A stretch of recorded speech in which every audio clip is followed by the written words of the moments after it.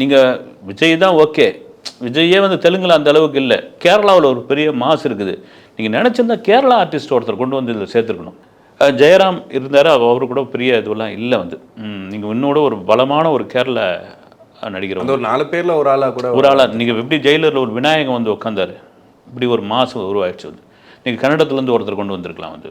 நீங்கள் அப்படி இல்லைனா நீங்கள் மலையாளத்துலேருந்து கொண்டு இருக்கணும். ஏன்னா மலையாளத்தில் லியோ அளவிற்கு இந்த படம் இல்லைன்னு உண்மை சொல்ல.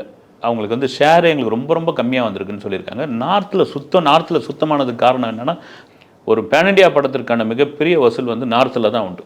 அது அப்படியே மாறிடுச்சு.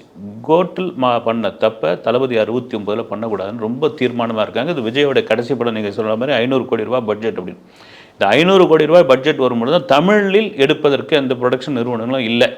அதான் உண்மை. அதனால தான் கன்னடத்தை சேர்ந்த கேவிஎன் ப்ரொடக்ஷன் வந்து உள்ளே இறங்கியிருக்காங்க. ஒரு பெரிய டிஸ்ட்ரிபியூட்டர். அப்புறம் சில படங்கள்லாம் பண்ணியிருக்காங்க. 5வது படம்னு நினைக்கிறேன் இது வந்து பண்ணியிருக்காங்க. இந்த இவ்வளோ 500 கோடி அப்படி விஜய்க்கு கிட்டத்தட்ட ஒரு 275 கோடி சம்பளம்லாம் பேசிக்கிறாங்க. அது எந்த அளவுக்கு உண்மைன்னு தெரியல. மேபி அவர் கேட்டால் 300 கோடி கூட